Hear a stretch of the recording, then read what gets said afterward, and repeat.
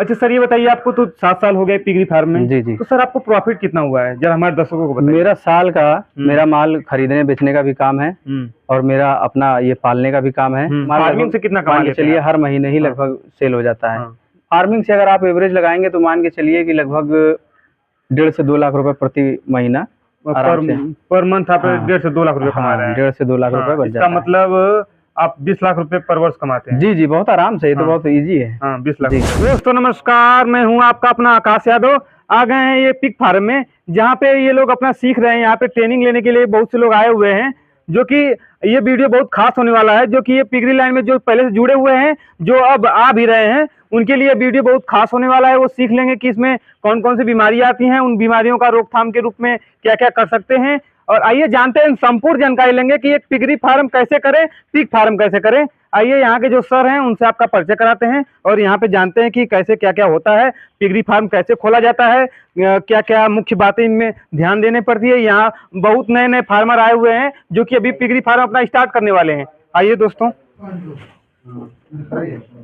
Sir अपना नाम बता दीजिए और यहाँ हम लोग कहाँ हैं, यहाँ का लोकेशन बता दीजिए। नमस्कार। हाँ, मेरा नाम विवेक गुप्ता है जी।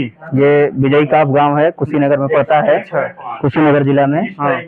यहाँ पे इस समय पिगरी फार्म की ट्रेनिंग चल रही है। अच्छा जी। ये हमारा फार्म के साथ साथ यहाँ पे ट्रेनिंग भी चलती है। ये सब आए हुए हैं स्टूडेंट। हाँ, सीखने के लिए। हाँ, ये सीखने के लिए आए हुए हैं। इनको नया फार्म, किसी का फार्म चल रहा है, किसी का फार्म अभी नया खोलना है, तो इन लोगों को जानकारी दी जा रही है। अच्छा सर, ये लोग क्या सीखने के लिए आए हुए हैं, जरा हमारे दर्शक भी जाने।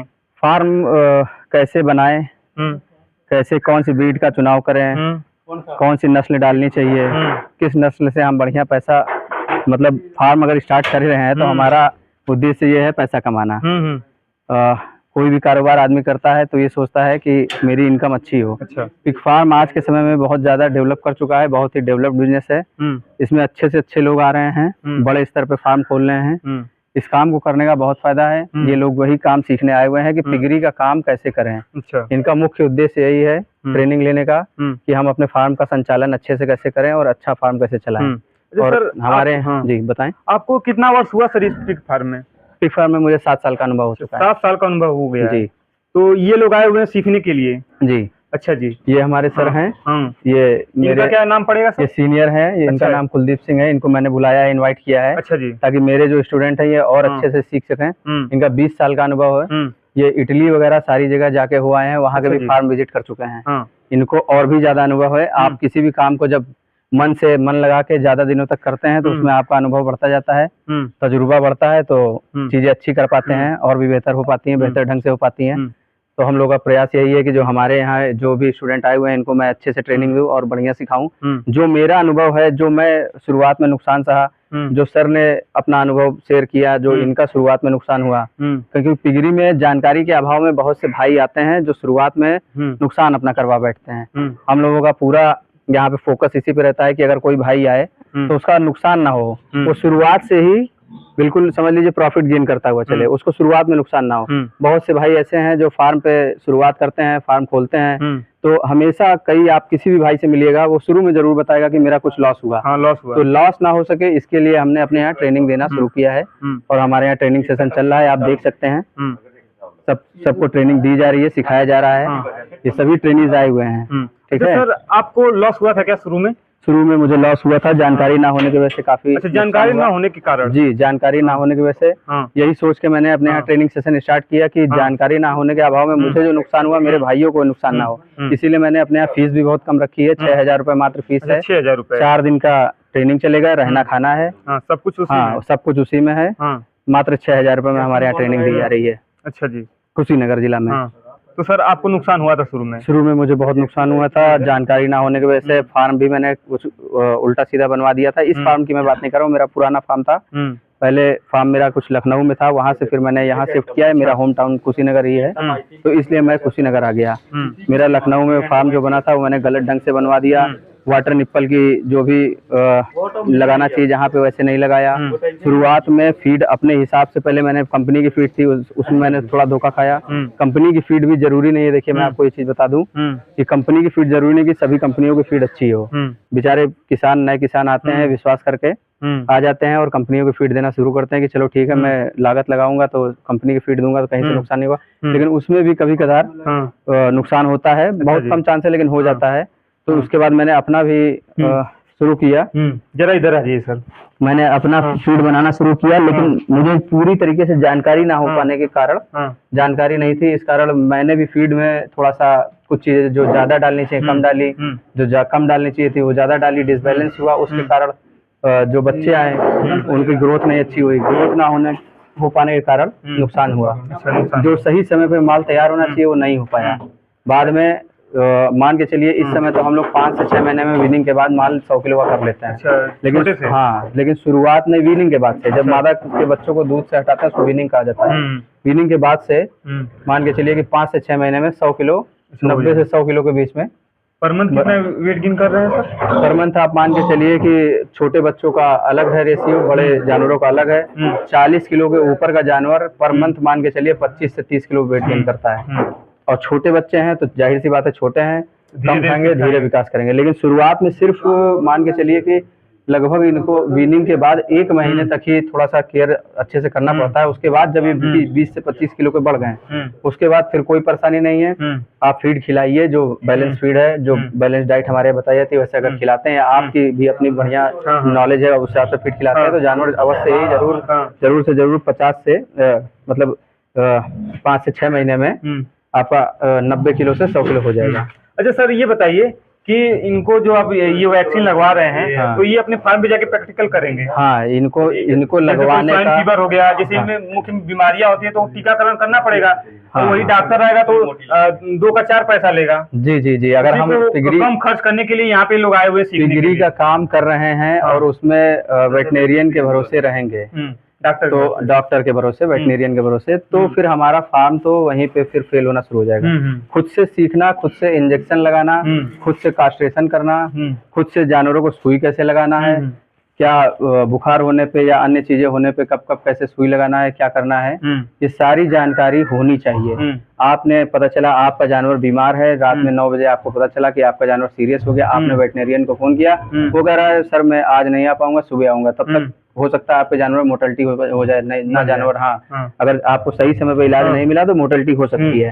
तो इसी से बचने के लिए ट्रेनिंग ली जाती है और हमारे फार्म पे दिक्कत ना आए इसलिए अपना खुद से किसान को अनुभव होना, ये छोटी छोटी दवाइयाँ लगाना, ये छोटी छोटी चीजें, सुई लगाना, कास्ट्रेशन करना, बैलेंस कैसे बनवाना है, फीड कैसे बनाना है, बैलेंस डाइट कैसे देनी है, ये सारी चीजें जानकारी होनी चाहिए। अगर जानकारी नहीं होगी तो बहुत नुकसान होगा, लॉस। जो आपको लॉस हुआ है वो इनको ना सहना पड़े। हाँ, इनको ना सहना पड़े। मेरा ट्रेनिंग देने का मुख्य उद्देश्य यही है और यही होना भी चाहिए, क्योंकि जो आप सहे हुए हैं ये भोले भाले किसान भाई, बहुत कम पैसा रहता है हमारे गाँव देहात में जी, तो वो लोग कहीं से जो अपना पैसा अरेंज करके तभी पिगरी लाइन में आते हैं। मैंने तो पिगरी में ऐसे भी लोग देखे हैं जो बेचारे अपना खेती काट के कुछ पैसा इधर उधर से अरेंज करके ब्याज पे निकाल के या अपनी कुछ जमीन बेच के उन्होंने काम किया और जानकारी ना होने के कारण वो बेचारे अपना जो जमीन फंसाए थे वो जमीन भी फंस गई, काम भी बंद हुआ, उनका बहुत नुकसान हुआ। तो इसलिए शुरुआत में प्रॉपर जानकारी हो, तभी मेरा तो यही सजेशन है, प्रॉपर जानकारी ले लें उसके बाद ही फार्म खोलें। अच्छा सर, ये ट्रेनिंग देते समय आप लोग ये भी बताते हैं कि सही चुनाव कैसे हो जानवरों का सही बिल्कुल बताया जाएगा। हमारे यहाँ नस्ल होती है जैसे कि शुरू में भी नस्ल में भी बहुत भोले भाले किसानों को ठग दिया जाता है। बिल्कुल ठग दिया जाता है। जानवर लोगों के फार्म पे बहुत से लोग अपने फार्म पे ही अपने ही जानवरों से इनब्रीडिंग करवा देते हैं, उससे ब्लड लाइन में प्रॉब्लम आ जाती है। जो भी दिक्कत होती है वो दिक्कत ना आने पाए, ये सारी चीजें बहुत सी मायने रखती हैं। लोग कहते हैं कि कोई बात नहीं, कोई फर्क नहीं पड़ता है, लेकिन इनब्रीडिंग नहीं करानी चाहिए।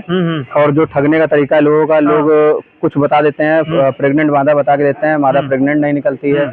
अच्छा सर, ट्रेनिंग देते समय आप ये भी बता देते हैं सेट कैसे बनवाया जाए, मैनेजमेंट सब कुछ सब सेट करके आप देते हैं? A to Z सारी जानकारी पिगरी में, A to Z सारी जानकारी। इसीलिए मैं लोगों को सजेस्ट करता हूँ कि जब आप अपना प्लान कर रहे हैं कि मुझे पिगरी का काम करना है और पक्का मन बना के, ये नहीं कि मैं प्लान कर रहा हूँ और मैंने 6,000 रुपए भी आज के समय में मायने रखते हैं। आप आए, मुझे 6,000 देके चलेगा और आपने काम ही नहीं स्टार्ट किया। हाँ। आप सोचते रह गए। आप पहले अपना पक्का मन बना लीजिए। जो भी भाई ट्रेनिंग लेना चाहता है वो पहले पक्का मन बना ले कि मुझे पिगरी का व्यवसाय करना है।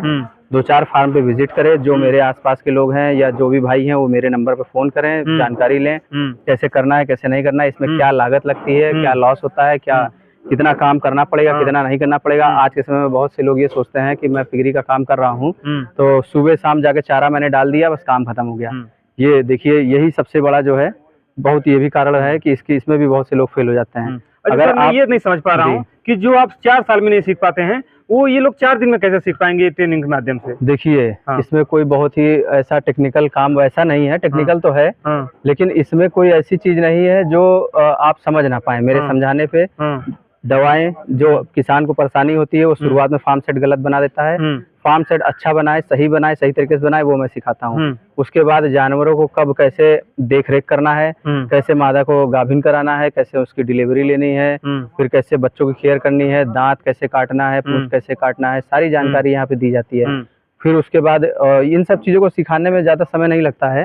लेकिन लोग हैं कि बहुत से लोग हैं कहते हैं ज्यादा समय लग सकता है, कम समय लग सकता है। ऐसा कुछ नहीं है। बहुत ही कोई मतलब इसको कहा जा सकता है कि क्या बोलते हैं उसको, हवाई जहाज नहीं उड़ाना है। ठीक है, ये कोई वैसा काम नहीं है, आसानी काम है। बस आपके अंदर लगन होनी चाहिए। इसका मतलब अगर लगन होगी तो 4 दिन में सीख जाएंगे। दांत काटने वाला जो बताए हैं, ये लोग तो बहुत से लोग यूट्यूब पर देख के काट ले रहे हैं। यूट्यूब पे देख के काट ले रहे हैं, लेकिन देखिए यूट्यूब पे अगर देख के लोग कर लेते तो इतने लोगों का फार्म क्यों बनता? सामने से और यूट्यूब पे देखने में बहुत अंतर हो जाता है। जमीन आसमान का फर्क है। अब आप प्रैक्टिकल करके आप इसमें काटते हैं। जी जी, पूंछ को कैसे रबर बैंड लगाना है या फिर कौन सा तरीका सही है? देखिए, यही फर्क पड़ जाता है यूट्यूब में और सामने करने में। जो लोग बताते हैं ट्रेनिंग में, अधिकतर लोग अपना झंझट छुड़ाने के लिए या कौन वो सब चीजें बताएं, रबड़ लगाना ही बच्चे को गलत है। अच्छा, रबड़ लगाना गलत? बिल्कुल गलत है। आप बताइए, आपका नवजात शिशु अगर घर में पैदा हुआ और आपको किसी तरीके की उसको तकलीफ हो गई तो क्या वो जो ग्रोथ उसको करनी है वो कर पाएगा? क्या स्ट्रेस फ्री रह पाएगा? वो बेचारा दर्द में रहता है जब तक उसकी पूंछ सूख के गिर नहीं जाती है। ठीक है, उसका सबसे अच्छा तरीका यही है, टेल कटर मशीन आती है, इलेक्ट्रिक टेल कटर मशीन। उससे आप टेल कटर मशीन से जब भी बच्चा पैदा हो एक बार में पूंछ अलग कर दीजिए और उसके बाद उस पर आप जो दवाइयाँ लगती हैं वो लगाइए, देख रेख कीजिए, उसमें कीड़े ना पड़ने पाए। और कीड़े नहीं पड़ते हैं, जैसे आप देख रेख करेंगे जी, वैसे बच्चों को पता भी नहीं चलेगा ज्यादा और बच्चा स्ट्रेस में नहीं रहेगा, उसको कोई दिक्कत नहीं होगी। लेकिन ये जो आपने बताया कि अब आपने बताया ना कि यूट्यूब से लोग सीख लेते हैं, आप भी यूट्यूबर हैं, कई फार्मों पे गए होंगे, लेकिन ये गलत जानकारी है। पूंछ पे लगाना ठीक है, उससे पूंछ कट जाती है। अगर सिर्फ यही उद्देश्य है कि मुझे पूंछ गिराना है तो कई तरीके हैं, वैसे भी गिर जाएगी। लेकिन मुझे ये भी तो देखना है ना कि अपने जानवर को स्ट्रेस ना होने पाए। अच्छा, जो मेरा जानवर है वो अगर स्ट्रेस में रहेगा तो अच्छी ग्रोथ कैसे करेगा? बात सही है। तो हमारा व्यवसाय है, व्यवसाय को व्यवसायिक ढंग से अगर नहीं करेंगे, थोड़ा सा अगर दिमाग नहीं लगाएंगे, थोड़ी सी टेंशन नहीं लेंगे, जानवर के पीछे नहीं भागेंगे तो फिर बेकार है पिगरी का काम करना। फिर मत कीजिए। फीड के बारे में भी बताते होंगे इनको? हाँ बिल्कुल, A to Z मैंने कहा ना, सारी जानकारी, फीड फार्मूला, फीड कैसे बनाना है, बच्चों की फीड कैसे बनानी है, मादा की फीड कैसे बनानी है, जो ब्रीडिंग स्टॉक है उसका फीड कैसे बनाना है, पार्टनर का क्या खिलाना है, जो जितने हैं सबकी A to Z सारी जानकारी हमारे यहाँ दी जाएगी। अच्छा, इसका मतलब जो पिगरी फार्म में आना चाहता है और जो अभी तक ट्रेनिंग नहीं लिया हुआ है, जो पिगरी फार्म कर भी रहा है, उसको एक बार ट्रेनिंग लेना चाहिए। अब मेरी तो यही राय है, बाकी तो आपकी अपनी इच्छा है। अगर कोई पिगरी फार्म कर रहा है जो 10 लाख 20 लाख रुपए इस नॉर्मल बिजनेस में फंसा देता है सभी लोग। हाँ देखिए, मैं अगर कहूँगा फंसा सकता है तो 6,000 रुपए की ट्रेनिंग नहीं ले पाता है। मैं अगर यही बात है, मैं अगर ये चीज कहूंगा कि नहीं ट्रेनिंग लेना अनिवार्य है तो कुछ लोग कहने आ जाएंगे कि ये अपना कमाने के लिए कह रहे हैं। आप मेरे से ट्रेनिंग ना लीजिए, वैसे मेरा मानना यही है कि ट्रेनिंग लेना अनिवार्य है। आप मुझसे ट्रेनिंग ना लेके जो आपको सेंटर अच्छा लगे वहाँ जा सकते हैं, अपने नजदीकी में, अपने अगल बगल या दूर पे जो भी हो, आपको जो अच्छा लग रहा हो आप वहाँ जा सकते हैं। सरकारी ट्रेनिंग जरूर लें। देखिए जी, सरकारी ट्रेनिंग की बात ना ही करे तो बेहतर है। सरकारी चीज सरकारी है, प्राइवेट प्राइवेट है। सरकारी में बहुत से लोग कहते हैं कि उतना बेहतर तरीके से बताया नहीं जाता, बस सर्टिफिकेट मिलता है। अब जो लोग बताते हैं तो वो सही बताते होंगे, मेरा भी अनुभव है, लेकिन मैं क्यों किसी को कहूँ कि क्या खराब है क्या सही है। ठीक है, लेकिन मैंने आपको बताया ना, बहुत समझदार के लिए इशारा काफी है। प्राइवेट में सीखने के लिए लेते हैं, सर्टिफिकेट के लिए यहाँ सरकारी पे ले लेते हैं। सर्टिफिकेट लेने का लोगों का मेन उद्देश्य ये होता है कि लोगों को रोजगार के लिए लोन चाहिए होता है। लोन चाहिए। तो जो प्राइवेट सर्टिफिकेट है वो चाहे मेरे फार्म का हो चाहे किसी भी फार्म का हो, वो मान्य नहीं होता है। देखिए, मैं ये बिल्कुल क्लियर बात बता रहा हूँ। मेरा उद्देश्य मैंने आपको पहले भी बताया, ट्रेनिंग के माध्यम से बहुत रुपया कमा लेना नहीं है। मेरा उद्देश्य है कि मेरे पास जो लोग आप लोग जो लोग मेरे पास आ रहे हैं कि क्या आप लोगों को क्या क्या जानकारी मिली है, जरा हमारे दर्शक भी जान जाए कि क्या सच में आप सही जानकारी देते हैं कि या फिर जैसे आप बता रहे हैं वैसा नहीं देते हैं। बिल्कुल, आप हमारे जो ट्रेनिंग हैं जो आए हैं सीखने, आप इनसे पूछिए। जी पहले आइए आप। जी हाँ बताइए सर। सबसे पहले सर आप हमारे दर्शकों को अपना नाम बता दीजिए। इधर संतोष पटेल। अच्छा, और से मिर्जापुर। अच्छा जी, तो आपको ये क्या सिखाए हैं अभी तक? सर अभी तो हम कल ही आए हैं। कल आए हैं कितने बजे? समथिंग 4 बजे तो अच्छा, आए थे। 4 बजे, यानी एक दिन हो गया पूरा आज? जी हाँ, तो क्या सीख लिए एक दिन में आप? अभी तो पढ़ाए हैं सर, उसके बाद आज यही प्रैक्टिकली रूप में देख रहे हैं टेम्परेचर के, अब आगे सीखना है। अच्छा, आगे अभी सीखेंगे भी। तो ये फीड रूट के बारे में बताए होंगे? अभी तो फीड के बारे में नहीं, फीड का क्लास चलेगा फिर बताएंगे। अच्छा, आपको क्यों पिग फार्म करना है ये बताइए जरा। पिग फार्मिंग क्यों करना है? पिग फार्मिंग पैसे कमाने के लिए किया जाता है। अच्छा, पैसे कमाने के लिए किया जाता है। तो आप कोई अन्य फार्म भी कर सकते थे, जैसे मुर्गी पालन, बकरी पालन, बहुत से फार्मिंग है और इसे बहुत हिंदी से देखा जाता है। आप यही पालन क्यों कर रहे हैं ये बताइए। जो लाइफ में समझ में आएगा कि अच्छा है पिग फार्मिंग, तो मुझे समझ में आया कि नहीं कमाना अच्छा है, इसमें ग्रोथ अच्छा है, इसलिए पिग फार्मिंग कर रहे हैं। कहाँ देखे थे आप पहले शुरू में पिग फार्म? हमने यूट्यूब पर देखे हैं। अच्छा, यूट्यूब पे देख के आए हुए हैं जी। अच्छा, तो यहाँ पे समझ में आ रहा है कि फायदा है यहाँ पे देखने के बाद? तो यहाँ से देखने के बाद ये नहीं समझ में आ रहा है कि फायदा है कि नहीं है, लेकिन ये जानते हैं कि काम करेंगे तो मेहनत करेंगे तो पैसा मिलेगा। अच्छा जी, तो अभी आपको कितना दिन रहना है यहाँ पे? अभी 2-3 दिन रहना है। अच्छा, तो आज ये आप वैक्सीन देना सीख गए हैं? हाँ, टेम्परेचर लेना तो सीख गए, वैक्सीन देना नहीं सीखा। अच्छा, अभी वैक्सीन लेना अभी बाकी है जी, वो सब तो अभी क्लास है, वो अभी करने जा रहे हैं। अच्छा जी, हाँ हम जो भी चलिए सर, इतनी जानकारी देने के लिए आपका धन्यवाद। जी सर, हम सर से बात करना। हाँ हाँ जी, आपका क्या अनुभव है यहाँ पे? सर मेरा नाम सुरेंद्र कुमार मौर्य है, मैं मिर्जापुर जिला से, गांव है दलहाट पड़ता है, अच्छा, वहाँ के निवासी हैं। हाँ, मिर्जापुर से आए हुए हम, इतना दूर से चल के यहाँ पे आए हुए हैं? भैया का यूट्यूब में देखे थे तो बात हुआ तो सोचे भैया हम ट्रेनिंग ले लें। पहले हमें मुर्गी फार्म हमारा था। अच्छा, पहले मुर्गी पालन था, उसमें घाटा हो रहा था बार बार। कैसे घाटा हो रहा था सर? रेट उसका अच्छा नहीं मिल पा रहा है, माल तैयार होने पर रेट डाउन हो जाएगा, फिर उसमें क्या बेचना पड़बे करेगा, इससे घाटा हो रहा है। हम लोग सोच रहे हैं कि भाई अगर मुर्गी फार्म से चेंज करके पिग फार्म में आ जाए तो उसमें क्या है, घाटा तो नहीं होगा, भले लंबे समय तक रहेगा लेकिन इतना रहेगा कि पैसा हमको मिलेगा, इसलिए हम ट्रेनिंग लेने भाई साहब के आए। अच्छा, इसका मतलब पूरा मन बना के आए हुए कि पिग फार्म करना है जी। तो सर ये आप ये नहीं सोच रहे हैं कि अगल बगल आपके क्या कहेंगे? सर कहने से क्या होता है भाई, अगर आपकी सभी चीज आवश्यकता पैसे से होगी, आप पैसा कमाएंगे, सब लाइन में आ जाएंगे। आज हम खोल रहे हैं, हो सकता है अच्छा कमाएं, अच्छा से रहें, हमारे देखते और भी आ जाएगा। तो पहले तो धंधा में सभी मुर्गी फार्म भी खुले थे, सब लोग बोले थे अच्छा नहीं है, फिर लेकिन फिर मान लीजिए जो कुछ दिन ये लगभग 7-8 साल हो गया हमको करते, तब जब हमें समझ में आया ये धंधा फ्लॉप हो रहा है, तब इसमें हम कन्वर्ट हो रहे हैं। अच्छा सर, ये आपको कैसे भरोसा है कि जैसे आप मुर्गी पालन में फेल हो रहे हैं कि आप पिग फार्म में फेल नहीं होंगे? जी नहीं, इसलिए बहुत से भाई लोग से पूछे हैं जो फार्म खोले हैं, लोग बोले नहीं भैया मुर्गी फार्म से तो अच्छा ही है। अच्छा, मुर्गी फार्म से अच्छा है। सब विवेक भाई सब यही बताएं। तो इसमें तो बहुत से लोग कहते हैं कि इसमें फीड का बहुत ज्यादा पैसा लग जाता है, इसमें बीमारियां बहुत ज्यादा होती हैं। हाँ, तो उसकी दवा तो है, वही तो सीखने आए हम लोग। अच्छा, वही सीखने के लिए आप आए हुए हैं। तो अभी तक आप क्या सीख रहे हैं? अभी तो हम लोग उसके रहन सहन के बारे में देख रहे थे, अभी प्रैक्टिकल हो रहा है। अभी हम लोग इंजेक्शन और उसका टेम्परेचर चेक करने के लिए डॉक्टर साहब आए हैं। अच्छा, यूट्यूब से और यहाँ पे क्या आपको लग रहा है कि आप कर लेंगे कि नहीं कर लेंगे? हम कर लेंगे। यूट्यूब पे जब देख रहे थे तो आपको क्या लग रहा था? वहाँ पर तो मान लीजिए कुछ चीज बताई जाती है, कुछ नहीं बताई जाती है, लेकिन यहाँ तो पूरी चीज बताई जाएगी ना हम लोग को। यहाँ पे बारीकी दिखाया जाएगा, कराया भी जाएगा हम लोग को कैसे है कैसे नहीं, इसलिए हम सेट कैसे बनवाना है, सब कुछ संपूर्ण जानकारी यहाँ पे लेके ही तब जाएंगे आप।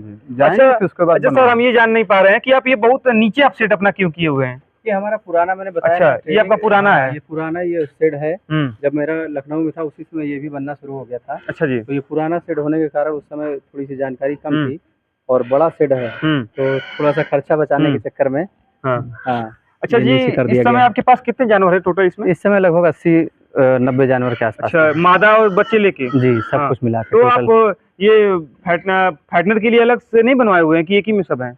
फैटनर के लिए मैंने अलग बैरक में डाल रखा है। देखिए जैसे वो फैटनर है हमारा। ये जरा दिखाइए, इनके जानवर को भी हम थोड़ा देख पा रहे हैं। देखिए, इसमें हमारा बोर है। अच्छा, इसमें आपका बोर है? आप ये देखिए, इसमें हमारे यहाँ 3 बोर हैं, अलग अलग साइज के लिए। कुछ बड़ी मादा। किस नस्ल का है सर? प्योर लार्ज व्हाइट है। अच्छा, प्योर लार्ज व्हाइट। इसकी पहचान जरा बताइए हमारे दर्शकों को। लार्ज व्हाइट की हाइट लेंथ बिल्कुल अलग होती है। अच्छा जी, हाँ, इसकी हाइट लेंथ जो होगी, इसकी बनावट भी आप देखिए, पैर इसका देखने में जो भी है देसी जानवरों की अपेक्षा मोटा दिखता है। कान बड़े आकार के होते हैं और बिल्कुल शाइनिंग जानवर पर रहती है। शाइनिंग हाँ, बिल्कुल व्हाइट दिखेंगे। कान थोड़े चित्तीदार हो सकते हैं, हैम्पशायर वगैरह से क्रॉस जो होते हैं थोड़े चित्तीदार हो सकते हैं, लेकिन बाकी प्योर लार्ज व्हाइट है तो चित्तीदार होने के कम ही चांस है। बाकी ऐसा नहीं है। ये मैं आपको दिखाता हूँ। बॉडी वेट में है सर ये इस समय लगभग मान के चलिए 85 किलो के आसपास होगा। 85 केजी का है। हाँ, ये भी बोर है। देखिए मेरे फार्म पे किसी भी तरीके की इनब्रीडिंग ना होने पाए, इसके लिए मैंने अपने यहाँ 3-3 बोर रख रखे हैं इनब्रीडिंग की तरफ से। जो मेरे यहाँ से मेरे यहाँ इनब्रीडिंग का मतलब अगर हो जाएगा तो ये ग्रोथ कम हो जाता है। मैं सुना ग्रोथ कम हो जाता है, मोर्टेलिटी रेट बढ़ जाती है, फार्मर को नुकसान होने लगता है, रिजल्ट सही नहीं आता है। बिल्कुल जी। ये भी सीखना बहुत जरूरी है। ये जो फीमेल है इस पे ब्लैक स्पॉट है। हाँ जी। लेकिन ब्लैक स्पॉट है तो इसका मतलब ये नहीं कि ये फीमेल प्योर नहीं है। अच्छा जी। ठीक है, ऐसा हो सकता है। लेकिन चुनाव करते समय हमें ये सारी चीजें ध्यान देनी है। हाइट, लेंथ और जानवर का आकार, जानवर का स्ट्रक्चर देख के भी बहुत सी चीजें पता चलती है। ये लंबाई में जो बेहतर रहती है वो अच्छा रहती है क्या? जी हाँ, जिसकी ये लेंथ ज्यादा रहेगा, लेंथ ज्यादा है, ये फीमेल बढ़िया आगे बच्चे मोटा। और ये ऐसा नहीं होना चाहिए जो बहुत छोटे, हाँ बहुत छोटे में गोल मटोल टाइप का जो जानवर होगा उससे हमें अच्छी ग्रोथ नहीं मिलेगी। अच्छा जी। उस फीमेल के बच्चे अच्छे नहीं होंगे, दूध कम उतारेगी फीमेल, और उसके बच्चे, जब वो फीमेल खुद नहीं उस लायक है तो उसके बच्चे क्या ग्रोथ करेंगे। जितना बढ़िया बॉडी स्ट्रक्चर है उतना बढ़िया उसका रिजल्ट आएगा। अच्छा जी। अच्छा, एक ये बताइए जरा प्रैक्टिकली हमारे दर्शकों को बताइए कि ये कितने हाइट पे होना चाहिए सेट के बारे में? फार्म सेट आपका कम से कम पीछे मान के चलिए कि लगभग 10 से 12 फीट के। अच्छा, 10 से 12 फीट। जी। और आगे जो या तो अगर झोपड़ी नुमा बना रहे हैं तो वो भी हाइट 12 फीट होनी चाहिए कम से कम। साइड में 9 फुट 8 फुट कर सकते हैं। ठीक है। अच्छा हाँ, उससे नीचा रहेगा तो जानवर जो ये पिगरी लाइन का जो फील्ड है जी, इसमें बहुत से लोग कहते हैं बहुत ज्यादा पैसा लगता है तब ये पिगरी फार्म खुल पाता है। बिल्कुल सही बात है। आपको कम पैसे से कोई करना चाहे तो कोई उपाय नहीं है? कम पैसे से करना चाहे तो देखिए सर, कितने जानवर से स्टार्ट कर सकता है? कम नॉर्मली एकदम छोटे लेवल बताइए जरा। सिर्फ आपका सेट छोड़ के अगर आप 5 फीमेल से स्टार्ट कर रहे हैं तो और एक बोर से तो कम से कम 6 लाख रुपए आपके पास होने चाहिए। 6 लाख रुपए कम से कम होने चाहिए सेट को छोड़ के। जी। अब वही मैक्सिमम जोड़ लीजिए कि 10 लाख रुपए लगभग इस फिल्म के लिए वो लाए। जी जी जी। 10 लाख रुपए से कम में तो नहीं काम होना है। तो लॉस में चला जाएगा, लॉस में चला जाएगा जी, नुकसान होगा। बिल्कुल 101% नुकसान होगा। बच्चे से स्टार्ट करे कि मादा से स्टार्ट करे? वो गिल्ट ले और बोर ले, बढ़िया नस्ल का बढ़िया चुनाव करके। नस्ल में भी देखा जाता है कि कौन सी फीमेल ज्यादा अच्छी है। आइए मैं आपको दिखाता हूँ आगे, थोड़ा सा इस चीज के बारे में भी समझाता हूँ कि आपको नस्ल का चुनाव कैसे करना है। अच्छा जी, आइए जरा। कितने एरिया में सर ये वाला आपका फार्म है? ये वाला टोटल हमारा 1 बीघे में बना हुआ है। 1 बीघे में आपका टोटल सेट बना हुआ है। देखिए अभी पूरा ये हमारा माल तैयार हो रहा है। ये तैयार हो रहा है फैटनर का। अब आप इसमें देखिए आपको सारे जानवर दिख रहे हैं। है तो सारे सुअर। हाँ जी। लार्ज व्हाइट हैं। हाँ जी। अब हम कैसे देखें कि इसमें कौन सी फीमेल हमको लेनी है कौन सी नहीं? उठा के मैंने जब किसी ने मांगा मैंने उठा के इसमें से फीमेल छांट के किसी को भी दे दी। ये नहीं करना चाहिए। जो भी नए फार्मर हैं वो माल जब लेना चाहते हैं तो किसान क्या करता है, अपने थोड़े से लालच के चक्कर में फीमेल छांटा उठा के दे दिया। यही लोग बेचारे जो नए फार्मर हैं वहीं पे धोखा खा जाते हैं। देखना है कि कौन जैसे इस ग्रुप में आप देख पा रहे हैं कौन फीमेल ज्यादा बढ़िया ग्रोथ कर रही है। कौन इतने जानवरों में देख रहे हैं ना, कुछ 19 है कुछ 20 है। देखिए वो फीमेल किनारे जो वो जानवर बैठा हुआ है, फीमेल हो चाहे मेल हो, उसकी ग्रोथ बढ़िया है।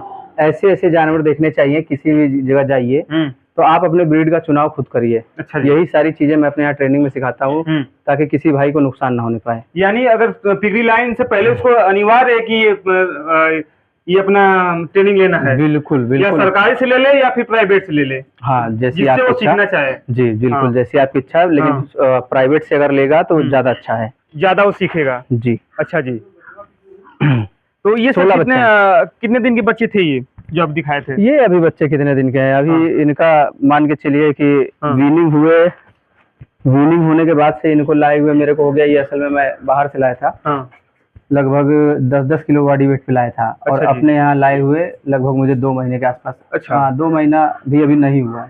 2 महीना नहीं हुआ। तो इनका वेट कितना होगा इस समय? इस समय मान के चलिए 40 किलो से लेकर के 35 किलो तक के जानवर। अच्छा जी, इसका मतलब 15 किलो पर मंथ ही अपना वेट बच्चे। हाँ, बहुत आराम से। बहुत आराम से। अब 40 से थोड़ा कम होंगे ना? जाहिर सी बात है कि वो फीड कंजप्शन कम करेगा छोटे में। जो फीड कंजप्शन पहले ये 100 ग्राम खाएगा, हाँ फिर उसके बाद धीरे बढ़ाता जी जिस हिसाब से फीड कंजप्शन करेगा उसी हिसाब से FCR देगा। हाँ। तो जो बच्चा छोटा है उसके पास जितनी खाने की कैपेसिटी है उस हिसाब से खाता है, उस हिसाब से ग्रोथ देता है। लेकिन चूंकि ये पिग है तो इसकी FCR बहुत अच्छी आती है अन्य जानवरों की अपेक्षा, और खास करके लार्ज व्हाइट ब्रीड है। लार्ज व्हाइट फीड जो ब्रीड है इसमें FCR बहुत अच्छा आता है। और सबसे पहली ये बात है कि जो नया किसान भाई जो खोलता है उसको फीड मैनेजमेंट के बारे में पता नहीं रहता, उसको कितना खिलाया जाए, कैसे खिलाया जाए, किस तरह खिलाया जाए, तरीका क्या है, सही तरीका नहीं पता होता है। जी अब देखिए हमारे पास ये हमारा फाइटनर है। अच्छा जी। इसमें से ये थोड़े से छोटे रह गए थे, छोटे रह जाने के कारण इनको ये उस समय सेल नहीं किया था मैंने। अच्छा जी। मैं कोशिश ये करता हूँ कि मेरे जानवर जब 95 प्लस हो जाए तब मैं सेल करूँ। अच्छा भाई मैंने इतनी मेहनत कर ली, 10-20 दिन में जो मेरा थोड़ा सा खिला के अगर जानवर ग्रोथ कर रहा है तो उसमें मैं क्यों ना कराऊं। तो मैं छांट के 95 किलो से ऊपर के जानवर सेल करता हूँ, उससे छोटे नहीं करता हूँ। अच्छा, उससे नीचे हाँ, ये रह गए थे थोड़े से छोटे, लेकिन ये पूरे 6 महीने के अब हुए हैं। आप देख सकते हैं 6 महीने और में जो ये 100 और बाकी जो इनका ग्रुप था लगभग 30 जानवरों का था। तो 30 जानवर यही खाली 3 मैंने छांटे, बाकी सब बढ़ गए थे। यही 3 अलग मैंने किए, इनको मैंने खिलाया, अब ये भी सेल करने के कगार पे पहुंच गए हैं। ठीक है। अच्छा। और जो बच्चे ग्रोथ कर चुके थे, जो बढ़िया 95 किलो के ऊपर थे, उनको मैंने सेल कर दिया। 30 में से यही 3 बच्चे 27 सेल हो गए। अच्छा जी। अच्छा सर, जो नए किसान भाई रहते हैं वो कितने पे अपना जो मादा नए लाए होते हैं, तो 80 kg पे लगभग लाए होते हैं। हाँ। फर्स्ट टाइमर लाए होते हैं। जी। तो वो कितने kg पे अपना जो क्रॉस करवाने का जो प्रोसेस होता है, कितने kg पे करवाए वो? देखिए, जानवर को तो सही मायने में क्रॉस 90 किलो के बाद कराना चाहिए। 90 किलो के बाद? 90 किलो के बाद क्रॉस कराएंगे तो जो रिजल्ट आएगा वो बेहतर होगा। लेकिन लोग पेशेंस नहीं रख पाते हैं। और थोड़ा सा हर आदमी सोचता है कि थोड़ा सा इनकम टाइम पे हो, थोड़ा पहले हो, मेहनत कर रहे हैं तो थोड़ा रिजल्ट जल्दी मिल जाए, मेरी फसल जल्दी तैयार हो जाए, इसलिए लोग 65 किलो पे 70 किलो पे करा देते हैं। लेकिन मेरा मानना यह है कि बहुत अगर आपको जल्दी रिजल्ट चाहिए तो आप 75 किलो के ऊपर ही क्रॉस कराइए। 80 किलो तो हो ही जाने दीजिए। 80 kg पे कोई करवा रहा है तो उससे लॉस क्या होगा? 80 kg पे करवा रहा है तो कोई बहुत विशेष लॉस नहीं होगा, क्योंकि बच्चे देने की कैपेसिटी कम रहेगी। नहीं, ऐसा कुछ नहीं है। अब देखिए, अगर बढ़िया बॉडी स्ट्रक्चर बना हुआ है, ठीक है, जानवर का बढ़िया बॉडी स्ट्रक्चर बना हुआ है, तो उसके अंदर जो बच्चे बन रहे हैं वो भी अच्छे स्ट्रक्चर के बनेंगे, वो भी लंबे चौड़े होंगे। और जो ठिगना जानवर है, जैसे इंसान ठिगना होता है, तो ठिगना जो जिसके पेरेंट्स ठिगने आ गया जी, हाँ, जिसके पेरेंट्स ठिगने हैं, तो देखिए उसके बच्चे भी ठिगने होने के चांसेस ज्यादा होते हैं। तो इसीलिए जब जो मेरा ब्रीडिंग स्टॉक होता है उसको मुझे चुनना होता है बढ़िया लेंथ का, बढ़िया तैयार हो जाए। जब बढ़िया हाइट बॉडी लेंथ में आ जाएगा, चौड़ाई ज्यादा हो जाएगी, हाइट ज्यादा हो जाएगी, बढ़िया ग्रोथ दिखेगी, तब उसको क्रॉस कराएंगे। तो जब बच्चा भी आएगा, बच्चे स्वस्थ भी आएगा, अच्छे बच्चे होंगे, वो जल्दी वीनिंग हो जाएंगे। जल्दी वीनिंग हो गए तो फिर आपकी मादा दोबारा जल्दी क्रॉस होगी। और जो बच्चे पैदा हुए होंगे, जो वीनिंग जल्दी हुए होंगे, वो स्वस्थ बच्चे होंगे, तो इसलिए वो आगे ग्रोथ भी बढ़िया करेंगे। और जब बढ़िया ग्रोथ करेंगे तो आपके फार्म पे नुकसान नहीं होगा। इसका मतलब अनुवांशिक लक्षण का बहुत बड़ा रोल है इसमें। बिल्कुल बिल्कुल। ये तो जैसा ब्रीडर रहेगा, जैसा उसकी मादा रहेगी, उस हिसाब से बच्चे ग्रोथ करेंगे। लाइव स्टॉक का काम है तो जाहिर सी बात है अनुवांशिकी, तो ये तो जो चीज आप कह रहे हैं कि बढ़िया ब्रीड देख के हमको बच्चे लेने हैं और बढ़िया फीमेल तैयार करा के उससे बच्चे लेने, तो देखिए ये तो जरूरी है। लाइव स्टॉक का काम फार्मर के लिए ये चीज करना बहुत जरूरी है, बहुत जरूरी, वरना लॉस में चला जाएगा। जब उसके जो नस्ल लॉस में नहीं जाएगा, 80 किलो पे अगर कराएगा लॉस में नहीं जाएगा, लेकिन उतना पाएगा, कम प्रॉफिट होगा। जी, जैसे शुरू में जितना सोच समझ के आएगा उतना नहीं होगा। जैसे ये लोग पोल्ट्री फार्म बंद कर दे रहे हैं, वैसा ये हालत आएगी कि पिगरी फार्म बंद करने लगेंगे। हाँ, जब जाहिर सी बात है लॉस होगा तो फिर आदमी मजबूर हो ही जाएगा, कहाँ तक देखेगा। सर, आपके हिसाब से इस पिगरी फार्म में कितना फायदा है, ये जरा बताइए। पिगरी फार्म में आप जितना इन्वेस्टमेंट करेंगे उतना फायदा है। अच्छा सर, ये बताइए, आपको तो 7 साल हो गए पिगरी फार्म में। जी। तो सर आपको प्रॉफिट कितना हुआ है, जरा हमारे दर्शकों को बताइए। मेरा साल का मेरा माल खरीदने बेचने का भी काम है और मेरा अपना ये पालने का भी काम है। यहाँ पे भी मेरा फार्म है, एक फार्म मेरा खरीदने बेचने का काम है जो यहाँ से 40 किलोमीटर दूरी पे पचफेड़ा में है। मेरा वहाँ पे भी एक फार्म है, खरीद बिक्री का माल मेरा वहाँ से सेल होता है, परचेज होता है। और बाहर भी मैं जो माल जिन भाइयों के पास तैयार होता है उनका माल जाके परचेज करता हूँ और लेके आता हूँ, उसको सेल करता हूँ। अच्छा जी, ठीक है। जितने भी कटर हैं उनके पास जाता है, जो भी बाहर नॉर्थ ईस्ट में जाता है माल वो भिजवाता हूँ। ट्रांसपोर्टिंग का भी आपका काम है? ट्रांसपोर्टिंग का नहीं, मेरा माल खरीदने बेचने का काम है, तैयार माल। हाँ, नए किसान भाई से जो नए पुराने कोई भी सबसे खरीद मैं माल सबसे लेता हूँ, कोई जरूरी नहीं है। पुराने भी बहुत से फार्मर हैं, उनसे भी मैं माल लाया हूँ।